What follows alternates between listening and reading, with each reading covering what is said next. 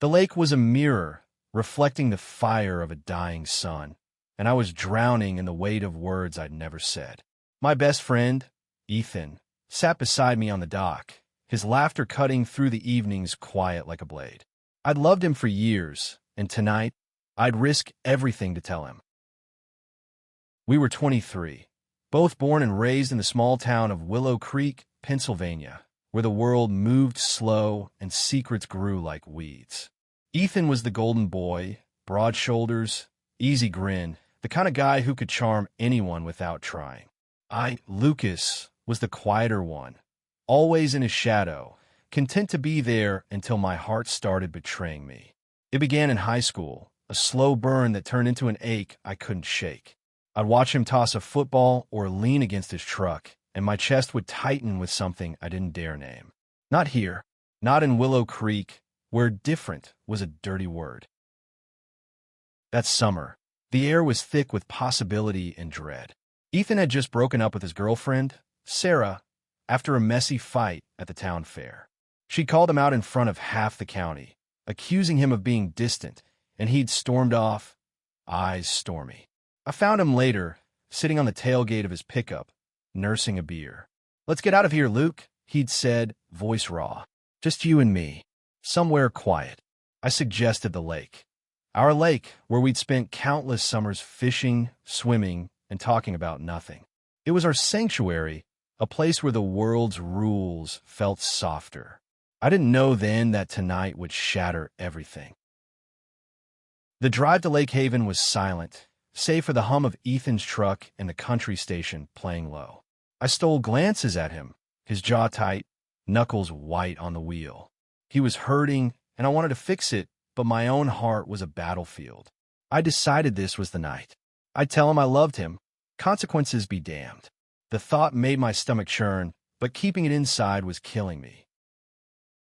We parked near the old dock, the one we'd carved our initials into when we were 12. The lake stretched out before us, its surface glassy under the twilight sky. Ethan grabbed a couple of beers from the cooler in the truck bed and handed me one, his fingers brushing mine. My pulse spiked, but he didn't notice. He never did. "Man, I messed up with Sarah," he said, cracking open his beer and staring at the water. "I don't even know what I'm doing anymore." His voice was heavy, like he was carrying something bigger than a breakup. I wanted to ask, but fear glued my tongue to the roof of my mouth. Instead, I nodded, taking a sip of my beer to steady myself. We sat on the dock, the wood creaking under our weight. The air smelled of pine and damp earth, and crickets sang in the distance. Ethan talked about Sarah, about how he'd felt trapped, like he was playing a role he didn't fit. I listened, my heart pounding as I rehearsed the words in my head. "Ethan, I'm in love with you." But every time I opened my mouth, the words turned to ash. "You ever feel like you're hiding something?" he asked suddenly, his blue eyes locking onto mine. The question hit like a punch. I froze, the beer bottle cold against my palm. Did he know? Had he seen the way I looked at him, the way my hands shook when he got too close? "What do you mean?" I managed, my voice barely above a whisper. He shrugged, looking back at the lake. "I don't know. Like there's this part of you that nobody sees. And you're scared if they did, everything would change." My heart thundered. This was it. This was my moment. I took a deep breath, the words clawing their way up my throat. "Ethan, there's something I need to tell you." He turned to me, his face open, unguarded. The sunset painted his skin gold, and for a second I thought I could do it. I could say it, but then his phone buzzed, shattering the moment. He glanced at it, his expression darkening. "It's Sarah," he muttered, tossing the phone onto the dock. "She won't let it go." The interruption stung, but it gave me a second to breathe. I couldn't back out now. Not when we were here, alone, with the lake as our witness. "Ethan," I started again, my voice steadier. "I've been hiding something. For a long time." He looked at me, curiosity flickering in his eyes. "Yeah? What's that?" I swallowed hard, my hands trembling. "I'm gay." The words hung in the air, heavy and fragile, like glass about to shatter. Ethan's face didn't change, but his silence was deafening. I pushed on, my voice shaking. "And I'm in love with you." The world stopped. The crickets, the breeze, the ripple of the lake, all of it faded. There was only Ethan, his eyes wide, his mouth slightly open. I braced for the worst. Anger, disgust, the end of our friendship. But he didn't move. He didn't speak. He just stared, and in that moment I saw something flicker in his eyes. Not rejection, something else. Something that made my heart tremble with hope and fear. Ethan's silence stretched into eternity, each second carving a deeper wound in my chest. I just bared my soul, told him I loved him, and now the lake seemed to hold its breath with me. Finally, he leaned back, running a hand through his blonde hair, his eyes fixed on the water. "Luke," he said, his voice low, "I don't know what to say. I wanted to run, to dive into the lake and let it swallow me whole. But I stayed, rooted to the dock, my heart pounding so loud I was sure he could hear it. You don't have to say anything," I said quickly, trying to salvage what was left of my dignity. I couldn't keep it in anymore. He turned to me, his expression unreadable. "How long?" he asked. "How long have you felt this way?" "Years," I admitted, my voice barely audible. "Since we were 16, maybe. I don't know.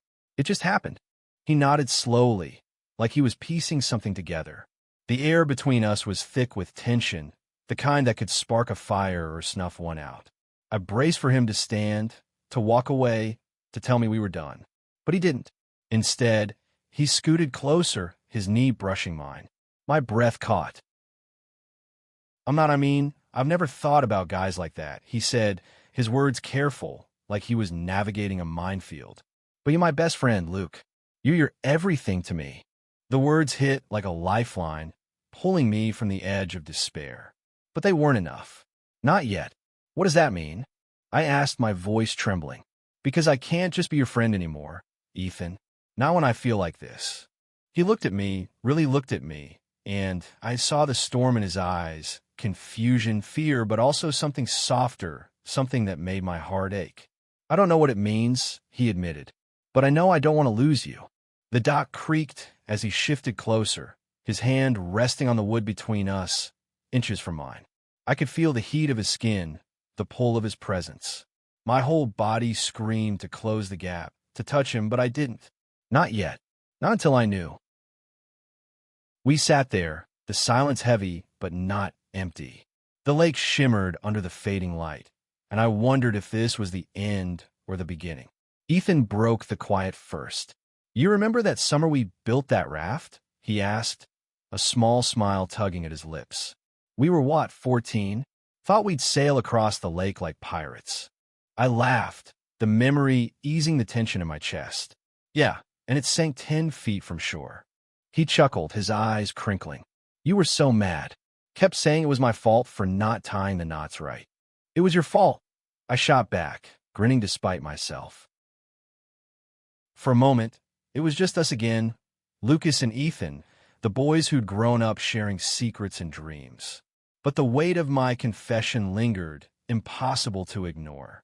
Ethan's smile faded, and he looked at me with an intensity that made my stomach flip. "I need time, Luke," he said softly, "to figure this out. Is that okay?" I nodded, even though it hurt. "Yeah, take all the time you need." The night deepened, and we stayed on the dock, talking about everything and nothing. Old memories, stupid jokes, anything to keep the moment from slipping away. But as the stars came out, I felt the shift.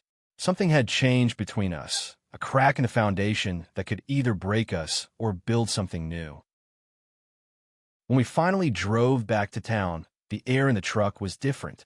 Ethan didn't look at me, but his hand rested on the gear shift, closer to mine than it needed to be. I didn't dare hope, but my heart trembled anyway. The next few days were a blur of tension and avoidance. Ethan was busy with work at his dad's auto shop, and I threw myself into my job at the local bookstore, trying to distract myself from the ache in my chest. But Willow Creek was small, and we couldn't avoid each other forever. On Friday, he showed up at the bookstore just before closing, his hands shoved in his pockets, his eyes searching mine. "You free tonight?" he asked, his voice casual, but his posture anything but. "Yeah," I said, my heart racing. "What's up?" "Let's go back to the lake," he said. "I've been thinking." About what you said. My stomach dropped. This was it. Either he'd tell me we were done, or I didn't let myself finish the thought. I just nodded, and we agreed to meet at dusk. That evening, the lake was even more beautiful, the water catching the last rays of sunlight like a painting. We sat on the same dock, but this time, Ethan was different, restless, like he was carrying a secret of his own. He didn't waste time. "I've been thinking about you," he said, his voice low. "About what you said. And I don't know what I'm feeling, Luke. But it's not nothing." My heart stopped. "What are you saying?" He turned to me, his eyes burning with something I'd never seen before. "I'm saying I don't know who I am right now. But when I'm with you, I feel like I'm closer to figuring it out." Before I could respond, he reached out, his hand grazing mine. The touch was electric, sending a jolt through my entire body. I looked at him, and for the first time, I saw it, the possibility of us. Not just a dream, but something real, something terrifying and beautiful. The air between us crackled, charged with the weight of Ethan's words and the brush of his hand against mine. I wanted to grab him, pull him close, and never let go, but fear held me back. This was Ethan, my straight best friend, the guy who dated half the girls in Willow Creek. Yet here, he was looking at me like I was the only thing that mattered. "Luke," he said, his voice rough, "I've never felt like this before. Not with Sarah, not with anyone. It's freaking me out." I swallowed, my throat dry. "Me too," I admitted. "I didn't think you'd, I thought you'd hate me." His eyes widened, and he shook his head. "Hate you? Luke, you're the only person who's ever gotten me. Really gotten me." He paused, his gaze dropping to the dock. "But this it's a lot.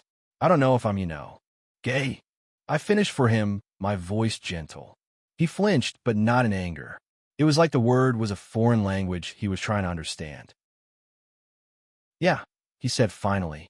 "I don't know what I am, but I know I feel something when I'm with you. Something big."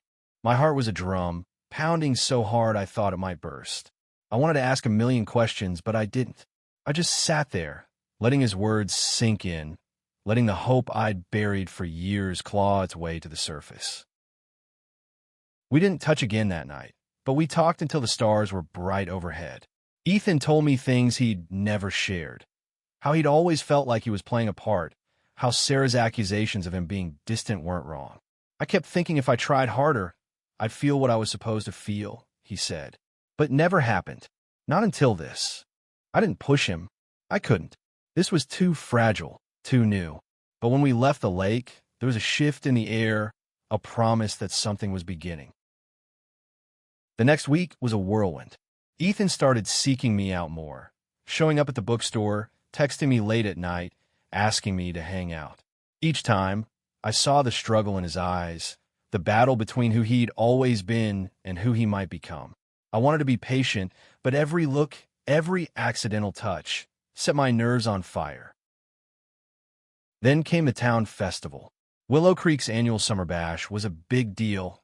Food stalls, live music, and everyone pretending they didn't know everyone else's business. Ethan and I went together, like always, but this time felt different. We wandered through the crowd, sharing cotton candy, laughing at the kids, chasing each other with sparklers. But I could feel eyes on us, small-town eyes, always watching, always judging. Sarah was there, of course.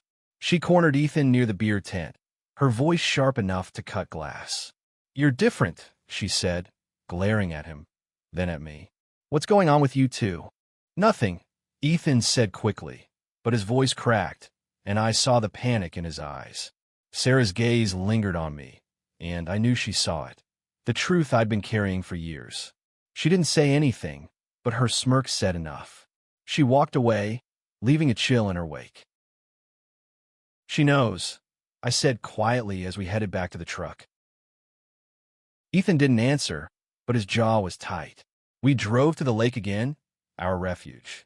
This time, he didn't sit on the dock. He paced, his hands in his hair, his breath uneven. "What if she's right?" he said finally. What if I'm not who I thought I was?" I stood, my heart racing. "Ethan, you don't have to have it all figured out." "Not yet." He stopped pacing, his eyes locking onto mine. "But I want to," he said, his voice breaking. I want to know who I am, Luke. And I want you. The world tilted. Before I could process his words, he closed the distance between us, his hand cupping my face.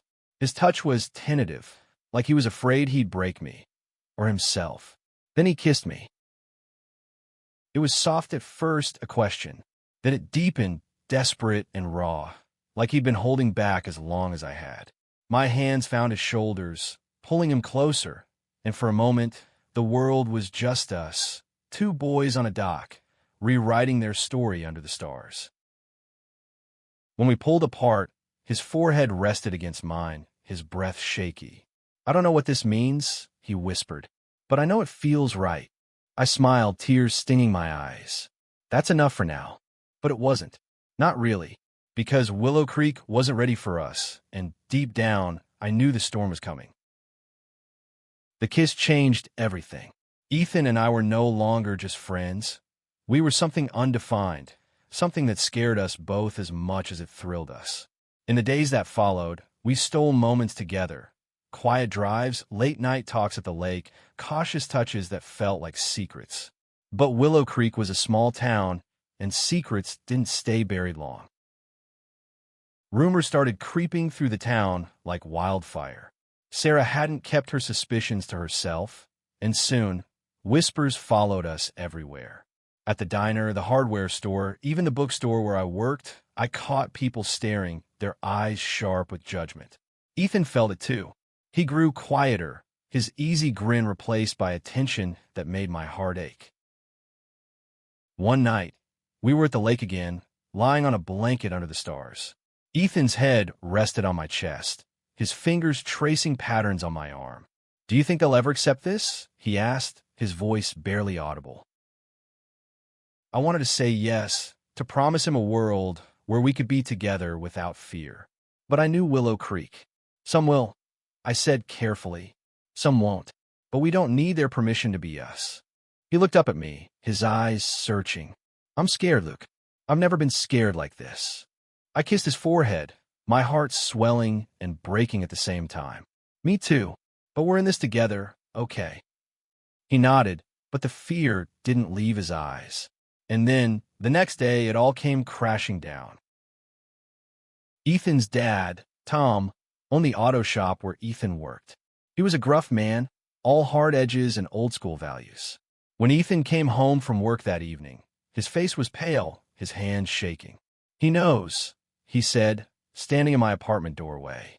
"Sarah told someone, and it got back to him. He called me a disgrace." My stomach dropped. "What happened?" Ethan's voice cracked. He said if I don't fix this, I'm out. No job, no family, nothing. I pulled him inside, my hands on his shoulders. "You don't have to fix anything. You're not broken, Ethan." But he was unraveling. I could see it in the way he paced, the way his eyes darted like a trapped animal. "You don't get it, Luke. This is my life. My family. If I lose them..." He stopped, his breath hitching. "I don't know if I can do this." The words were a knife to my chest. I wanted to fight for him, to tell him we could face this together, but I saw the fear in his eyes, the weight of a town that wasn't ready for us. "What are you saying?" I asked, my voice barely steady. "I need time," he said, echoing his words from that first night at the lake. "I need to figure out how to deal with this." I nodded, even though it felt like betrayal. "Okay, but I'm here, Ethan, no matter what." He left without another word, and the silence he left behind was deafening. For the next week, he avoided me. No texts, no calls, no late-night drives to the lake. I threw myself into work, but every quiet moment was filled with him. The memory of his kiss, the sound of his voice, the hope I'd let myself feel. Then came a night that broke me. I was closing up the bookstore when Sarah showed up, her eyes gleaming with something cruel. "You really thought you could have him?" she said, her voice dripping with venom. "He's not like you, Lucas. He's just confused. And now he's back where he belongs." I froze, my heart plummeting. "What are you talking about?" She smirked. "He's with me again. Told me he made a mistake. You were just a phase." The world spun. I wanted to call her a liar, to scream that Ethan wouldn't do that. But doubt crept in, cold and sharp. Had I misread him? Had I pushed him too far, too fast? I drove to the lake, needing its calm to steady me. But when I got there, I saw Ethan's truck parked by the dock. My heart leapt, then sank. Was he here with her? I walked closer, my steps heavy, and then I saw him, alone, sitting on the dock, his head in his hands. "Ethan," I called, my voice trembling. He looked up, his eyes red. "Luke," he said, his voice breaking. I didn't know where else to go. I sat beside Ethan on the dock, the lake stretching out before us like a promise we weren't sure we could keep. He looked broken, his shoulders slumped, his hands trembling. "I didn't go back to Sarah," he said before I could ask. She lied, but I let her think it. I didn't know how to fight it. Relief flooded me, but it was tempered by the pain in his voice. "What happened?" I asked, keeping my distance, afraid to hope. He took a shaky breath. "Dad kicked me out. Said he didn't raise a son like me. I've got nowhere to go, Luke, and I'm so damn tired of pretending." I reached for his hand, and this time he didn't pull away. His fingers laced with mine, and I felt the weight of everything we'd been through. The fear, the hope, the love that had brought us to this moment. "You don't have to pretend anymore," I said. "Not with me." He looked at me, his eyes shining with tears and something else, resolve. "I love you," he said, the words raw and real. "I don't know what that makes me, and I don't care. I just know I can't lose you." My heart soared, but the reality of our situation crashed down. Willow Creek wasn't a place for us, not yet. "What do we do now?" I asked.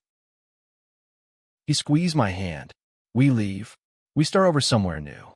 Somewhere we can be us." The idea was terrifying, leaving the only home I'd ever known, the lake, the memories. But as I looked at Ethan, I knew I'd follow him anywhere. "Okay," I said. Together, we spent the night at the lake, talking about the future, about cities where we could hold hands without fear, where love didn't have to hide. It wouldn't be easy, money was tight, and the world wasn't always kind. But we had each other, and that was enough. The next morning, we packed what we could into Ethan's truck and drove west. The lake grew smaller in the rearview mirror, but its memory stayed with us. A place where we'd found each other, where we'd dared to be honest. Willow Creek would talk, would judge, but we were done carrying its weight.